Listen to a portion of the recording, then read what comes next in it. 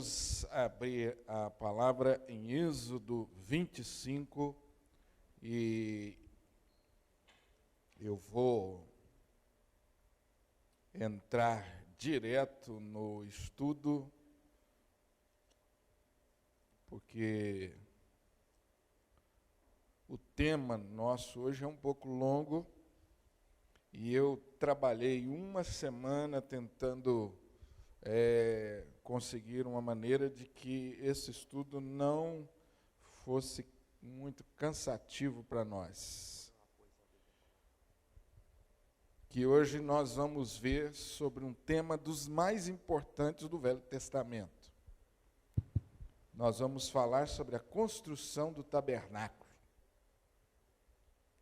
Esse é um tema importantíssimo no Velho Testamento e também no Novo Testamento. Uma das instituições do Velho Testamento mais importantes e mais ricas em ensinos. Então, hoje, nosso tema é esse. Eu vou tentar concluir hoje esse assunto, mas, se não for possível, nós concluímos na próxima quarta-feira, porque, como vocês viram aí, eu diminuí a letra e, ainda assim, foram 3 folhas. E não teve como sintetizar mais, senão a gente perderia o conteúdo. E vocês vão entender melhor o que eu estou falando quando a gente estiver já, obrigado, Júlio, dentro do estudo.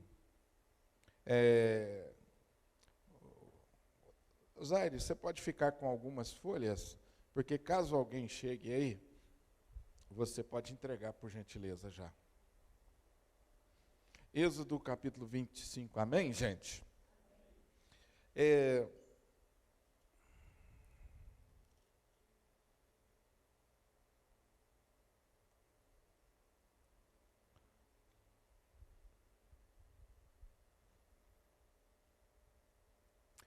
Rapidamente, em Gênesis capítulo 12, Deus começa a formar um povo em Abraão. E Deus faz um pacto com Abraão, que constitui promessas e responsabilidades. Em Abraão, Deus começa então a fazer esse povo. Esse povo vai crescendo, a descendência de Abraão vai se multiplicando, por conseguinte, o povo de Israel vai também se multiplicando, conforme já Deus havia dito que seria. Esse povo, mais tarde, vai com Jacó para a terra do Egito. O faraó do Egito, naquele tempo, não conhecia muito bem a história de José. E então ele impõe sobre aquele povo um castigo muito severo. O povo continua se multiplicando lá no Egito, conforme a promessa de Deus, mas numa condição de escravos. Porque os faraós que foram se sucedendo no Egito não conheciam a história do grande José, que foi, uma época, o salvador do Egito. Esse povo, então, fica 430 anos ali, escravizado no Egito, aproximadamente. Deus nunca deixou de olhar para esse povo. Deus nunca deixou de zelar pelo cumprimento da sua promessa feita lá em Gênesis 12 a Abraão. Então, num dado momento, Deus olha, a Bíblia diz que Deus olha, vê o sofrimento e ouve o clamor daquele povo e vem ao encontro daquele povo na pessoa de Moisés. Então Deus trabalha a vida de Moisés durante 80 anos para que Moisés fosse um instrumento dele na libertação do povo do Egito. E vocês se lembram nós estudamos aqui detalhadamente as 10 pragas que Deus enviou ao Egito, e Moisés ia ao encontro de Faraó, anunciava o castigo, Faraó endurecia, e assim foi durante um tempo. Então a libertação do povo foi um processo na liderança de Moisés, mas finalmente Faraó cede, depois de experimentar o poder de Deus, de perceber, Faraó cede. Esse povo então sai do Egito às pressas. Então eles, na saída do Egito, Deus, na última praga e na saída do Egito, acontece aquele episódio tão importante que nós vamos comemorar no domingo agora, que é a Páscoa. Quando Deus manda o povo aspergir o sangue nos umbrais da porta, e então, quando o anjo da morte passasse sobre o Egito, matando os primogênitos, a casa dos israelitas seria poupada, porque havia sangue na porta. Então o povo depois disso sai. Eles saem do Egito às pressas e se deparam com um grande problema, com um problema aparentemente impossível, o Mar Vermelho. Mas Deus mostra novamente o seu poder, sua fidelidade, abre o mar, e esse povo passa a pé enxuto, e então os egípcios vêm atrás, morrem, o povo continua seguindo e começa uma caminhada pelo deserto. Essa caminhada pelo deserto é uma caminhada de aprendizado. Durante esse período de caminhada no deserto, Deus vai ensinando lições muito preciosas de como esse povo deve se relacionar com Ele. Chega um dado momento em que, depois de tantas experiências no deserto, Deus fala assim para o povo: agora eu quero fazer uma aliança com vocês.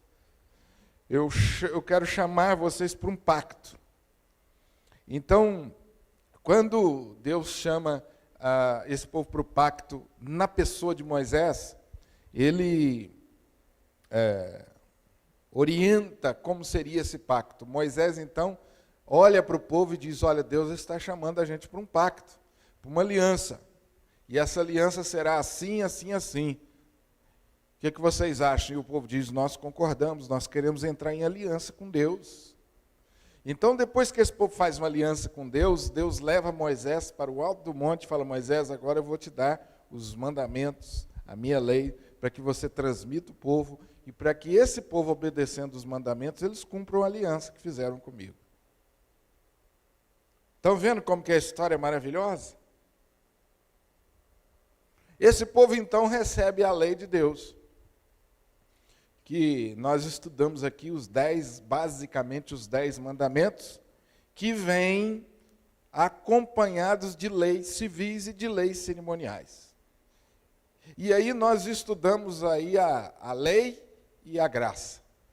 Fizemos 2 estudos sobre esse tema tão importante aí.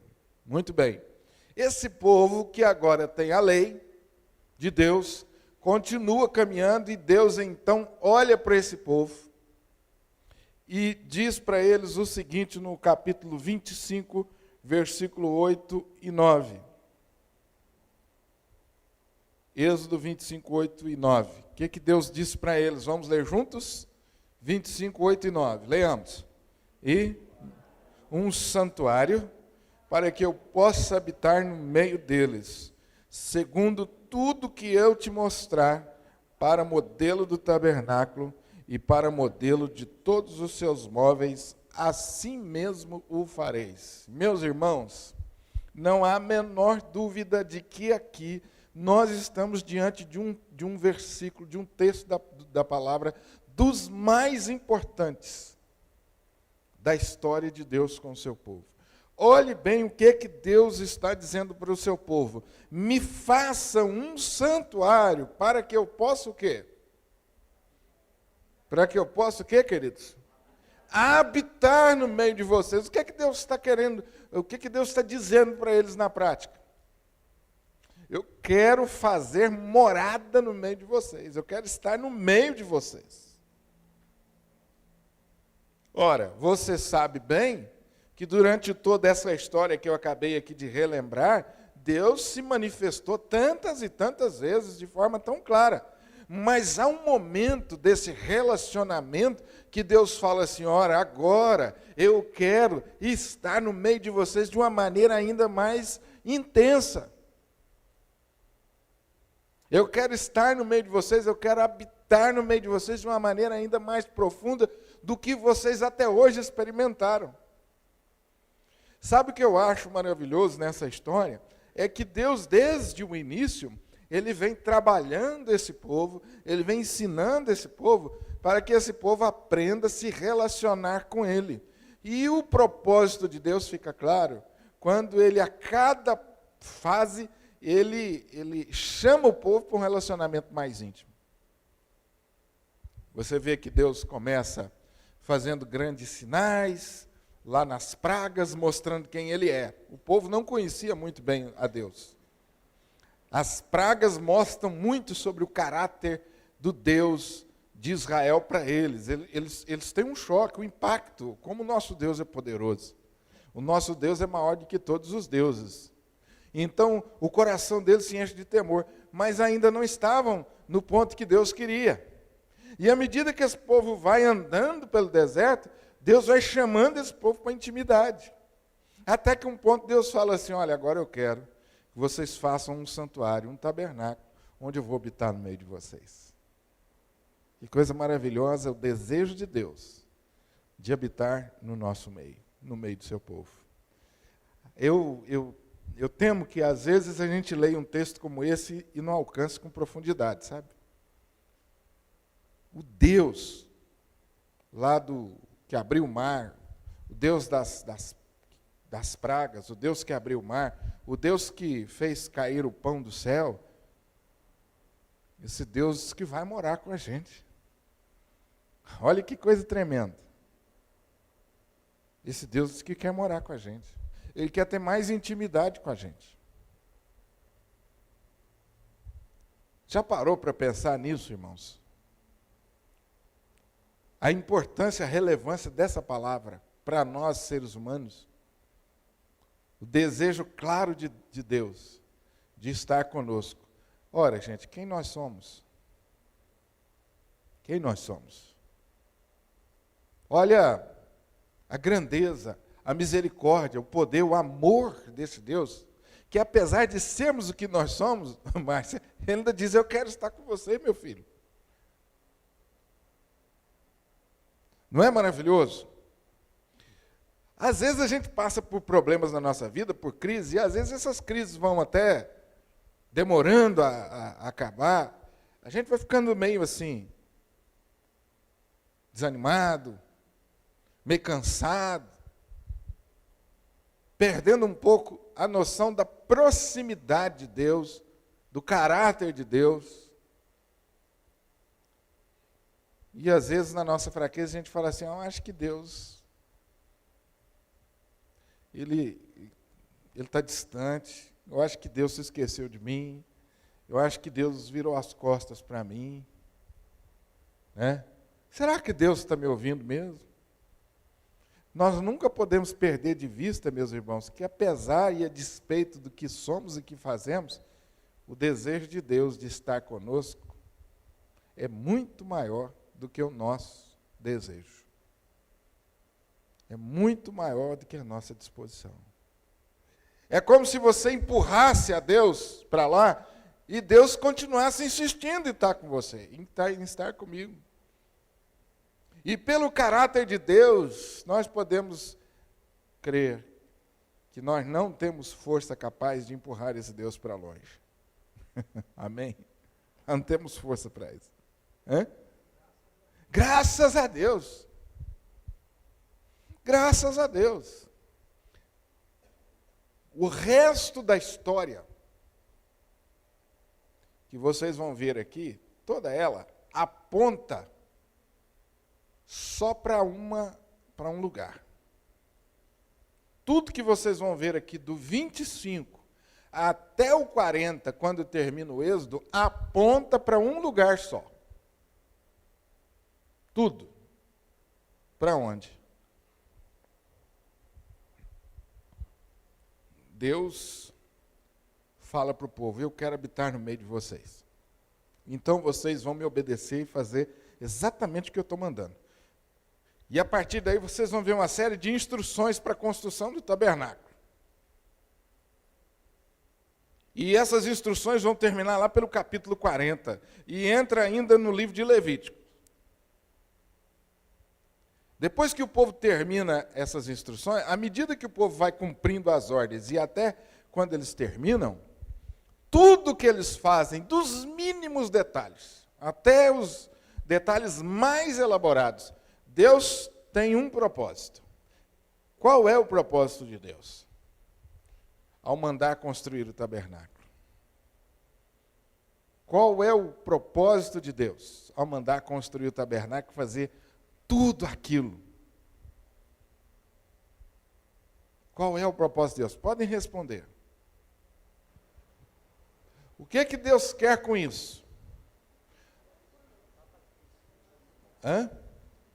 Intimidade.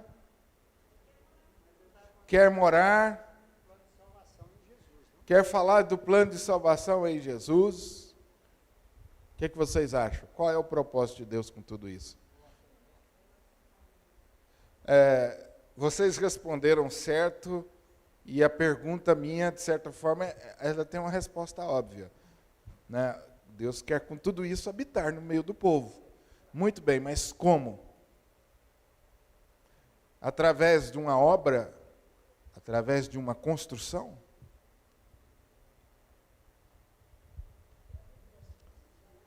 Através das nossas vidas? Qual é o meio através do qual, Cássio, Deus vai habitar no meio do povo?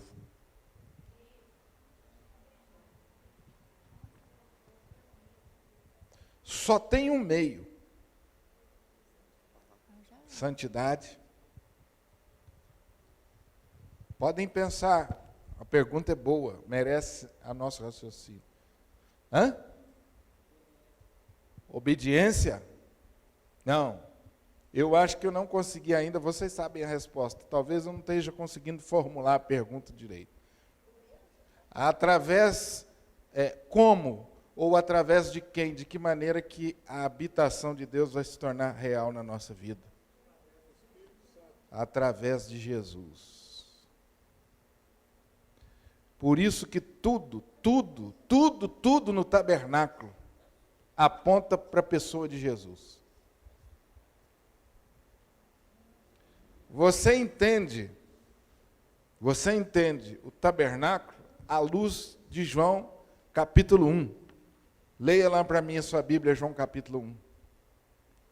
Quando que de fato, meu querido irmão, essa palavra de Deus se cumpre na nossa vida? Na sua plenitude. João capítulo 1. Pode abrir lá e ler para mim, por favor.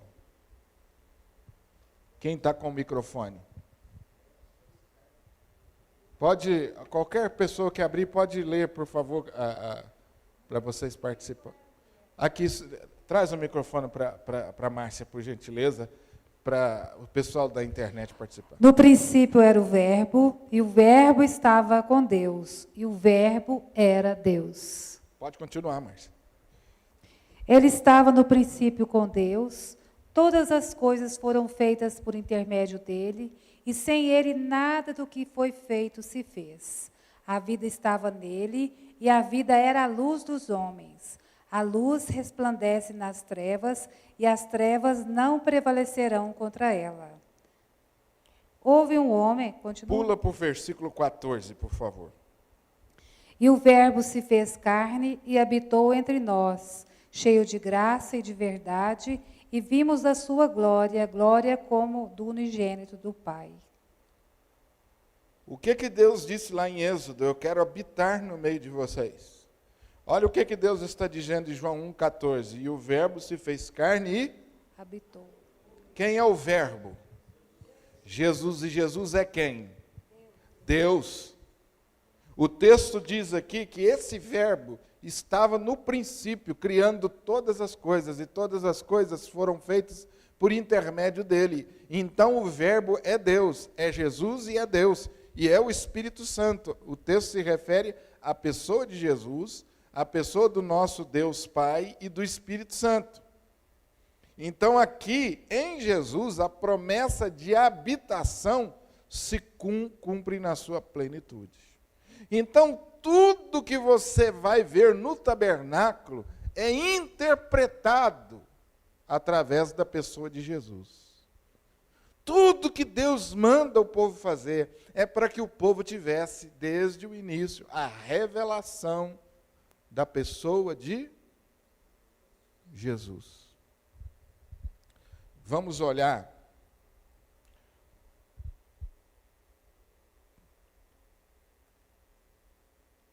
a construção do tabernáculo. Deus a fez através de ofertas. A primeira coisa que Deus pediu foi uma oferta. O tabernáculo foi construído com ofertas voluntárias. Porque Deus aqui já está ensinando, olha, esse relacionamento comigo, ele é voluntário. Não é obrigado. Tragam ofertas para nós construirmos o lugar onde eu vou me manifestar. Voluntário. Deus queria desenvolver um coração voluntário e disposto ao relacionamento com Ele. Segue-se aí as instruções de Deus. Eu estou seguindo a minha folha.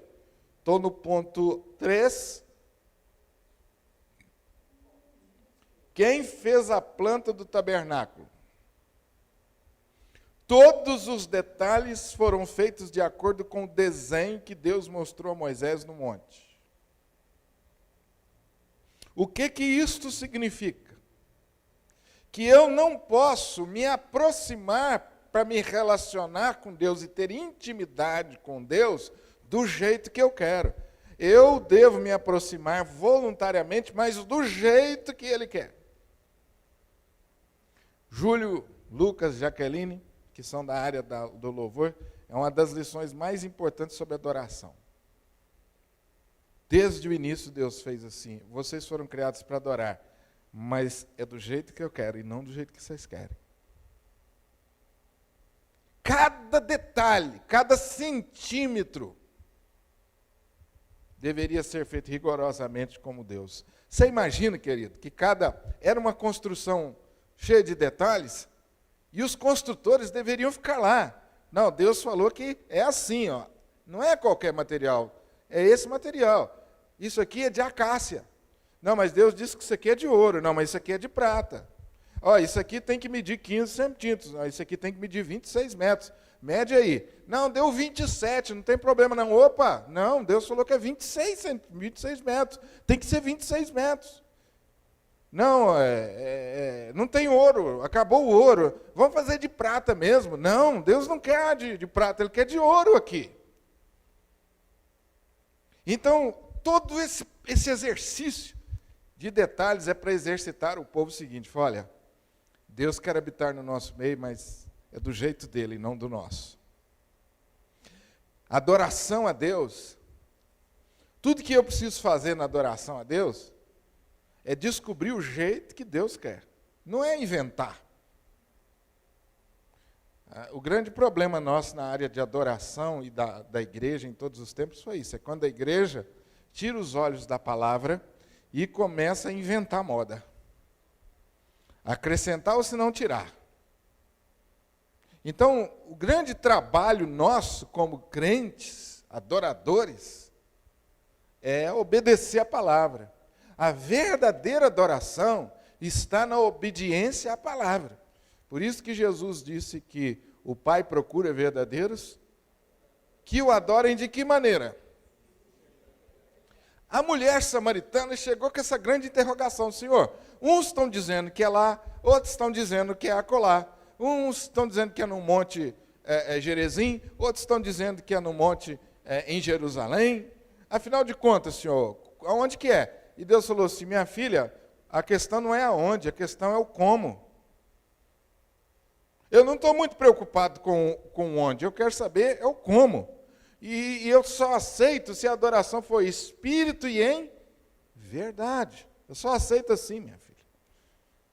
Então você percebe que ao longo da história, Deus deixou isso muito claro. O culto a Deus não é do jeito que eu quero, e eu preciso procurar agradar em tudo a Deus. O desafio do nosso tempo, de todas as épocas, mas da nossa época parece que esse desafio é ainda maior. A tendência que nós temos de colocar o homem no centro da adoração. Vou fazer o que o homem gosta, vou fazer do jeito que o homem gosta, vou fazer do jeito que agrada o homem. Esse é o grande pecado, o grande mal nosso. É quando nós começamos a fazer as coisas buscando prioritariamente agradar pessoas. Prioritariamente agradar a Deus. E não há a menor hipótese de Deus se agradar da nossa adoração se ela não for única e exclusivamente por meio de Jesus. Não tem como.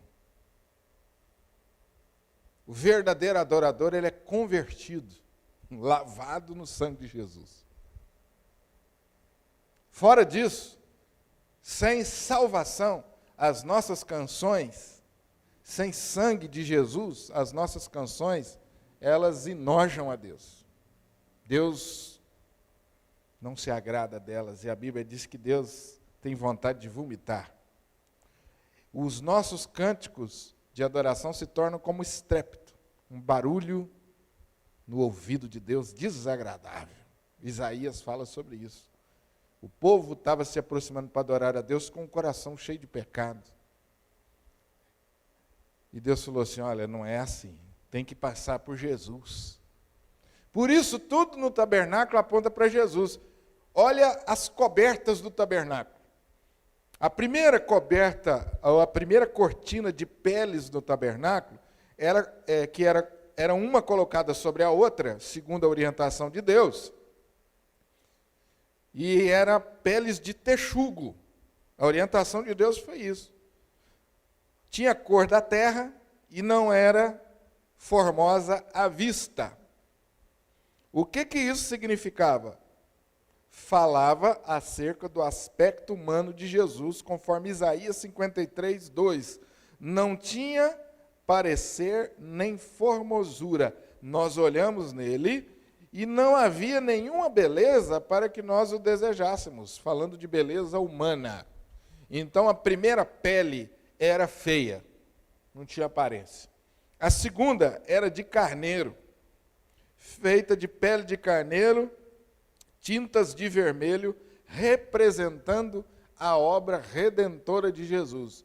Tudo nos detalhes, é carneiro e a tinta era vermelha. Carneiro era o animal do sacrifício, o vermelho era o sangue derramado. E o povo perguntava, Moisés, por quê, hein?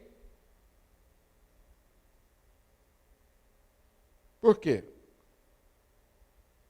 Assim como também a gente hoje pergunta, só que hoje nós temos revelação, né? Hoje a palavra de Deus explica para a gente tudo. Naquele tempo, imagina quanta pergunta Moisés deve ter tido a resposta. Pele de cabra. A terceira era feita de pele de cabra, cuja brancura simbolizava a pureza e a santidade do Senhor. A quarta coberta, linho branco. Era de linho fino, branco, com figuras de querubins, de azul, púrpura e carmesim. Era muito bonito. Linho, com figuras muito bonitas, de azul, púrpura e carmesim, representando a beleza da glória celestial. Você observe, então, que a cobertura do Santo dos Santos era toda voltada para a pessoa de Jesus. Quais os utensílios que deveriam ter no tabernáculo? Eu pedi o Carlos Augusto que colhesse uma imagem para a gente. Por favor, Carlos Augusto, vê se dá para pôr. Aqui você tem aí uma imagem do que era mais ou menos o tabernáculo. Então, o tabernáculo tinha basicamente três basicamente 3 divisões. A primeira divisão era o átrio do pátio, que era a entrada do pátio. Acho que aqui está melhor. Vocês estão vendo essa parte aqui? O átrio, né? Então a primeira parte era essa parte até a entrada do tabernáculo, lá em cima. O tabernáculo mesmo era dividido em 2 partes, lugar santo e lugar santíssimo. Vocês conseguiram identificar lá? Eu esqueci o meu laser aqui, que o celular não tem não, né? Para mostrar para vocês ali. Então, na parte do átrio, que era... Na parte do átrio, que era essa parte aqui ficava a entrada do tabernáculo. Ó. Toda essa parte aqui, que tem o altar do sacrifício e a pia ou lavatório, essa parte aqui era chamada de átrio do pátio, era a parte de fora. Dali para frente, começava o tabernáculo mesmo, que era dividido em 2 partes. A primeira parte, que era a entrada, onde tem lá aquele candelabro, do lado esquerdo aqui, até ali era o lugar santo. Dali para frente, né, no meio ali ainda o altar do incenso, e você vai ver a outra entrada lá, a última entrada, que era o lugar santíssimo. Então, entenderam as 3 partes do tabernáculo? Cada parte tinha ali os seus móveis e os seus utensílios. Tem alguém que não entendeu? Pode perguntar. Eu dividi o nosso estudo aí no primeiro lugar, no segundo lugar e no terceiro lugar. Lendo o texto bíblico, vocês vão entender direitinho aí como que Deus vai dando as orientações para que fossem feitas. O que tem no primeiro lugar, no átrio? Obrigado, viu, Carlos Augusto? Primeiro lugar, o átrio do pátio. Em torno da tenda estava o átrio do pátio. O seu perímetro era de 140 metros.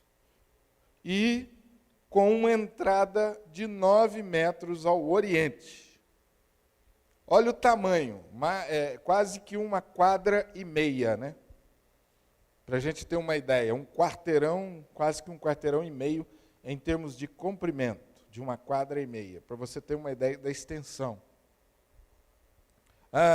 2 móveis havia lá, no átrio ou na entrada, o altar dos holocaustos e a pia de cobre.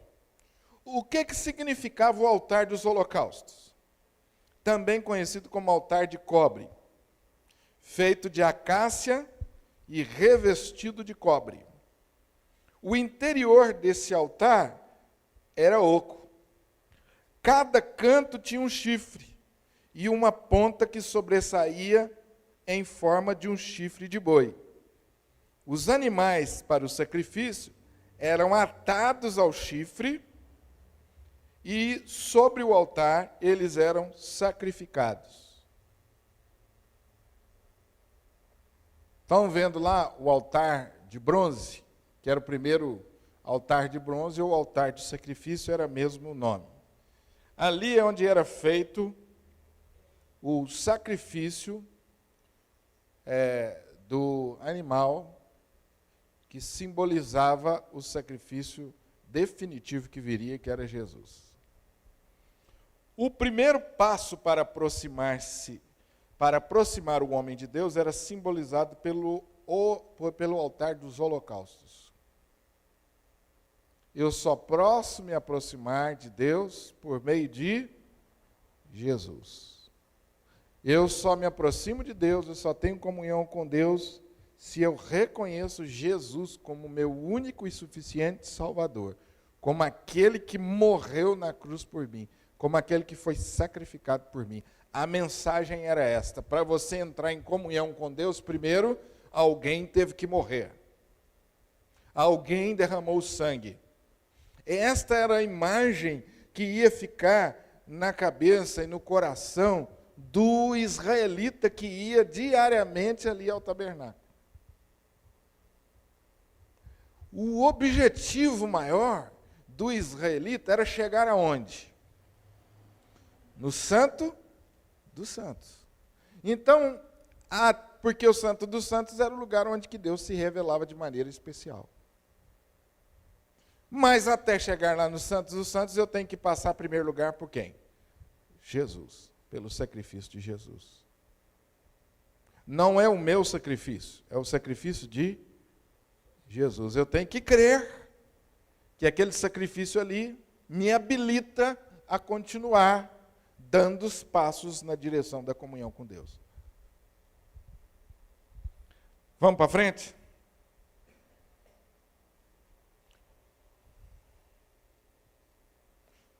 O que pode me separar da comunhão com Deus? Meu pecado. E o pecado ele é resolvido aonde? No altar do holocausto. A única coisa que pode me separar de Deus é o pecado. E antes de me aproximar de Deus, eu tenho que resolver esse problema. Pois não, senhor? Pode? Louvarei ao Senhor durante a minha vida.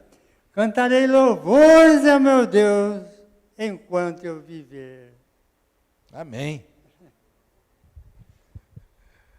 Vamos continuar então.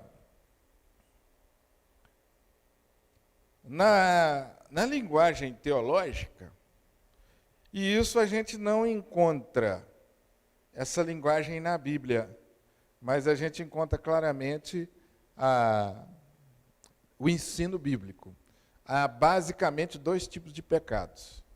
O pecado da omissão e o pecado da comissão. É comissão, não é começão, não. Que também é pecado, né? Vira gula. O que é o pecado da omissão? É quando eu deixo de fazer. Eu não faço. Né? Esse pecado, ou esse tipo de pecado, tem a ver com a nossa natureza.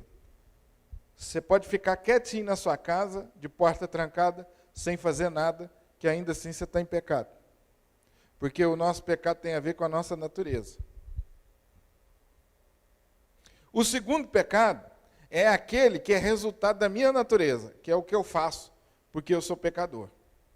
Então, esses dois tipos de pecados eram tratados e eram resolvidos no altar dos holocaustos. Imagine só que o israelita que vai trazer o animal para o sacrifício, ele não se lembrasse de nenhum pecado para ser confessado.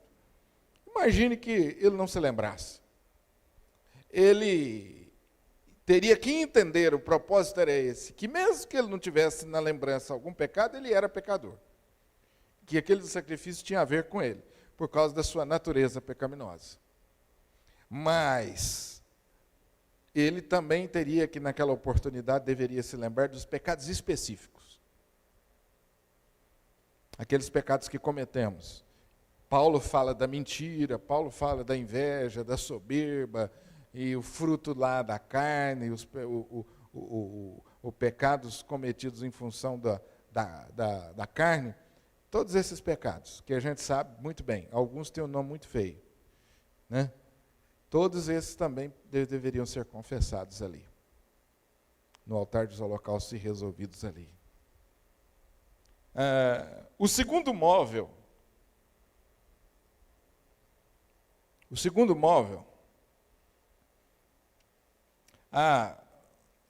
antes disso, como que era o ritual? O animal, para ser oferecido para o sacrifício, não podia ter defeito nenhum, teria que ser o melhor. A pessoa precisava trazê-lo pessoalmente à tenda.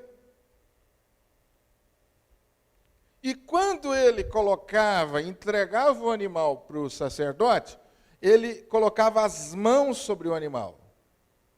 Por que ele colocava as mãos com força sobre o animal?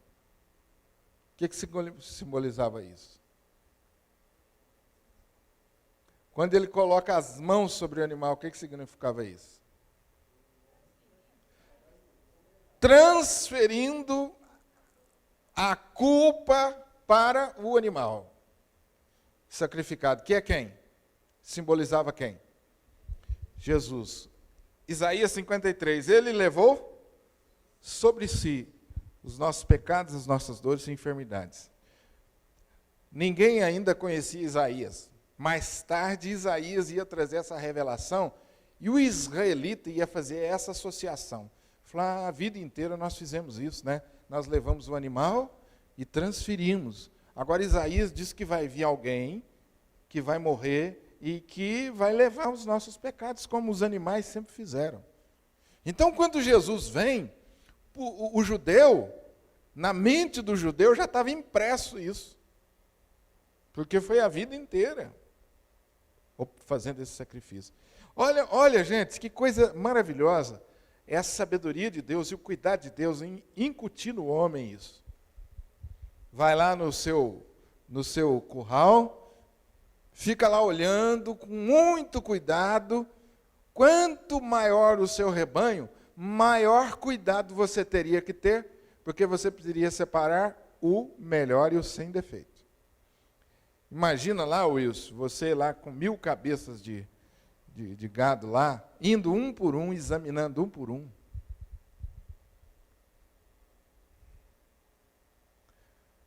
E selecionando o melhor. Durante o caminho, Guilherme, pegava o animal, colocava no ombro, e ele vinha conversando com a mulher. Ô, mulher, você tem certeza que nós pegamos o melhor? Ó, meu bem, parece, né?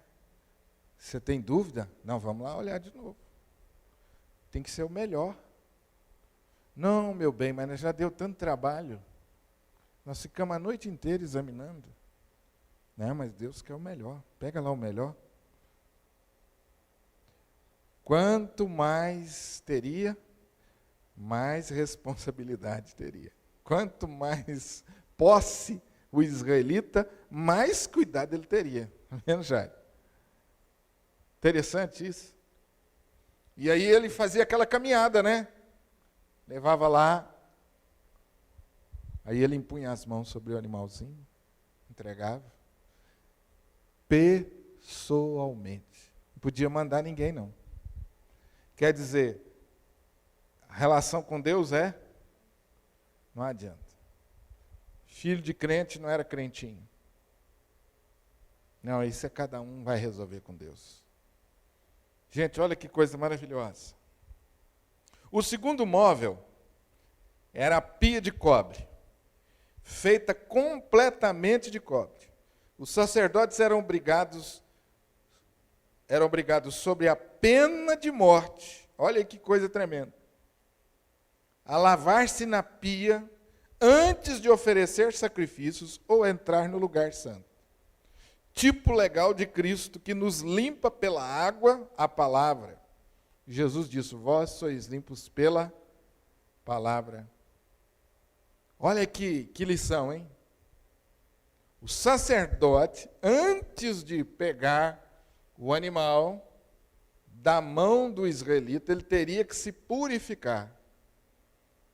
A água era a palavra. Simbolizava a palavra. Ele se purificava sob pena de morte, gente. Olha aí o papel do sacerdote ou do líder. Eu fico pensando no privilégio que era o sacerdote, né? Mas ao mesmo tempo, olha a responsabilidade. Tem que se purificar, se lavar, santificar. E aí você está apto a fazer a sua obra. Até aí, gente, nós estamos no pátio. O segundo passo para aproximar-se de Deus e preparar-se para ministrar nas coisas sagradas é simbolicamente representado pela pia de cobre. Agora presta atenção, líderes. O segundo passo para nós nos aproximarmos de Deus e nos prepararmos para ministrar é simbolicamente representado pela pia de cobre. Os sacerdotes se lavavam antes de lidar nas coisas sagradas. É necessário purificar-se para servir a Deus. Sem a santificação, ninguém verá o Senhor. O crente se limpa com a lavagem da água pela palavra e pela regeneração e renovação do Espírito Santo, conforme Tito capítulo 3, versículo 5. Amém? Vamos parar por aqui hoje? Continuamos quarta-feira? Hã? Entrava amarrado. Não, ele entrava amarrado na corda no Santo dos Santos. Aqui ainda não. Porque aqui ele está no lugar santo. O rigor era maior à medida que ele ia entrando para dentro. Quarta-feira os irmãos trazem a folha de novo? Senão fica muito cansativo. Nós vamos por parte. Pois não, Sandra? Quem quiser fazer pergunta, fica à vontade.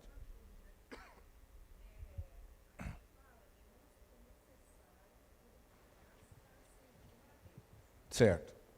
Hoje, por exemplo, hoje a gente vê pessoas falar, não, eu não vou porque eu preciso mudar, eu tenho que, né, não vou servir a Deus assim. E aí a gente fala, não, venha do jeito que você está. Uhum. Mas aí é a minha dúvida. Você vai do jeito que você está, né, aceita o Senhor Jesus para depois servi-lo? Sim. As duas coisas, na verdade, conforme o ensino, porque esse ensino aqui, ele se completa no Novo Testamento. No Novo Testamento vem muito mais detalhes. Você, na verdade, o primeiro passo é a conversão.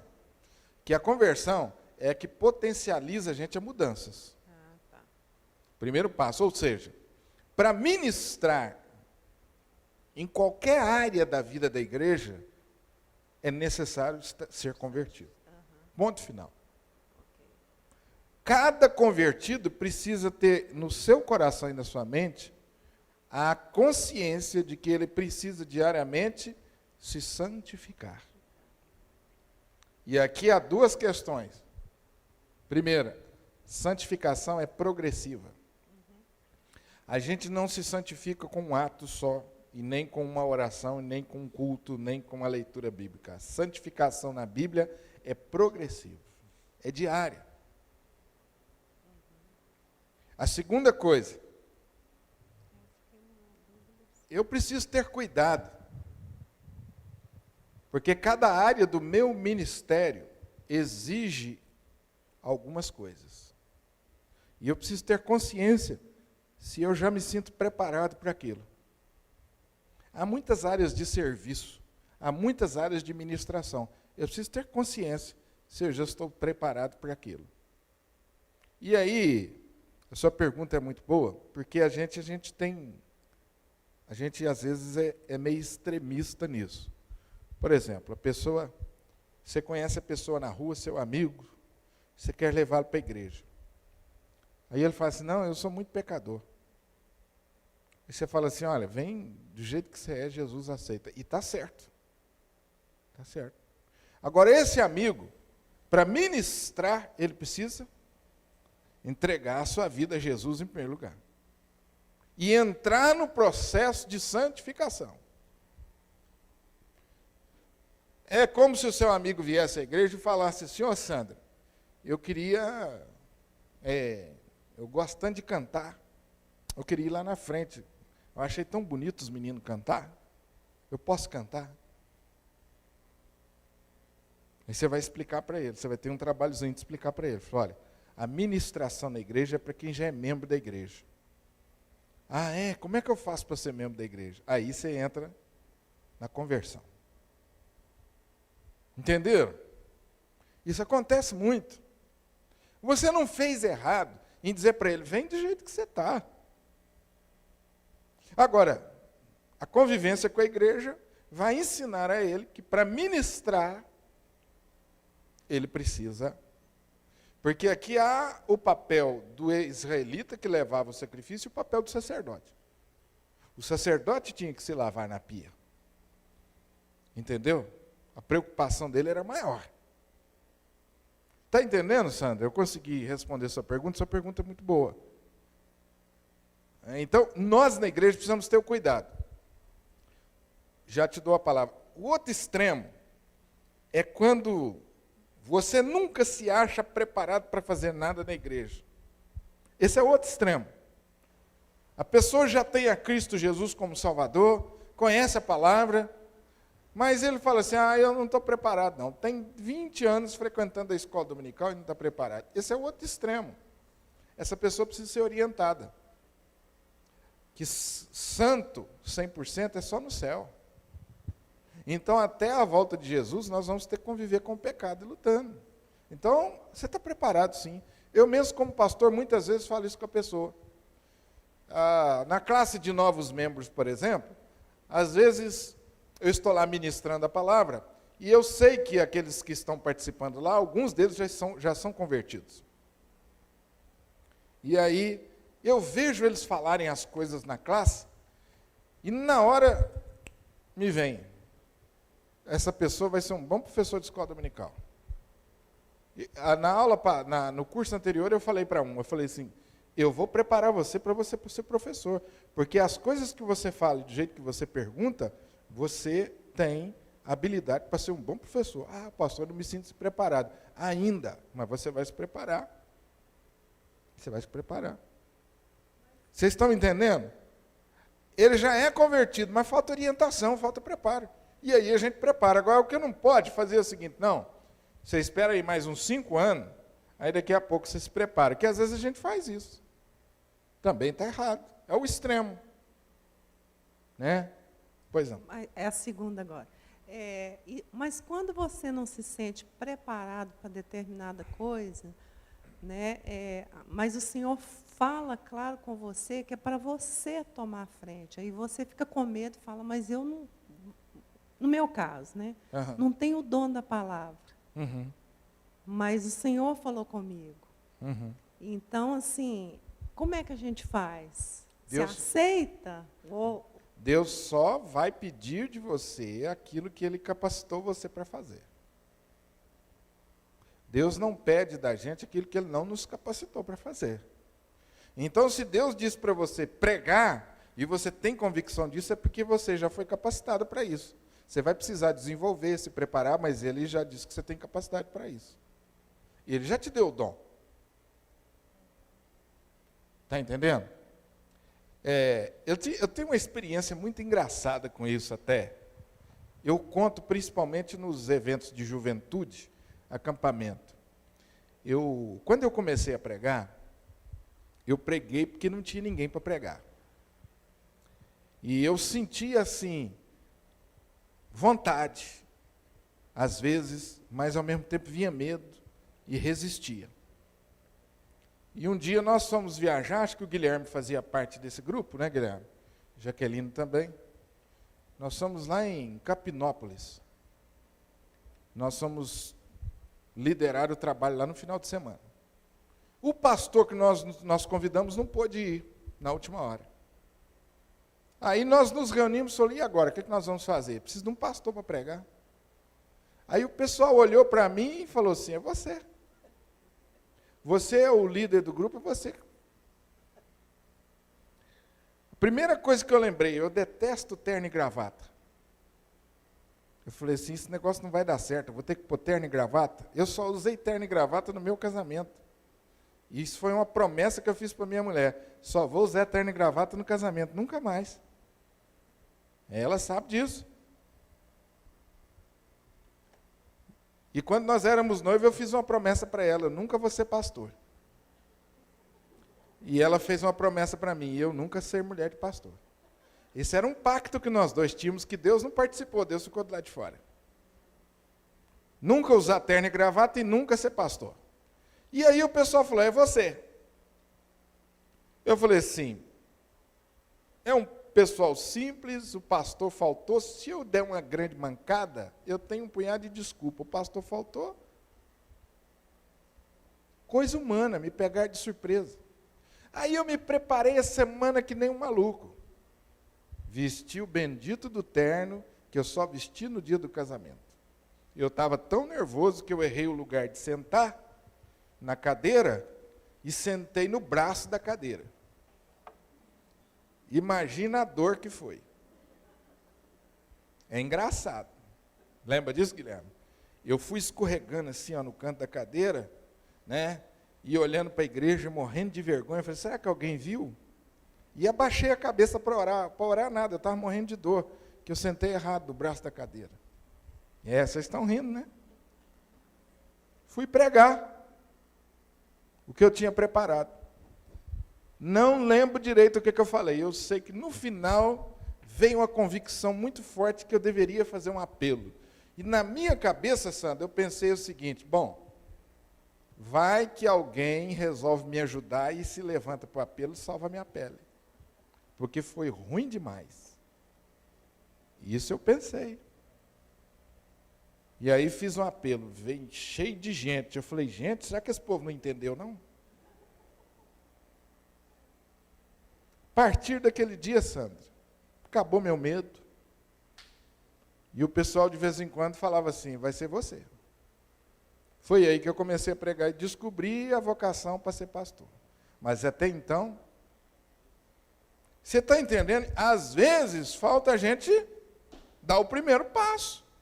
E graças a Deus eu fui cercado de pessoas que me incentivaram e que acreditaram. Isso é uma coisa que precisa acontecer na igreja.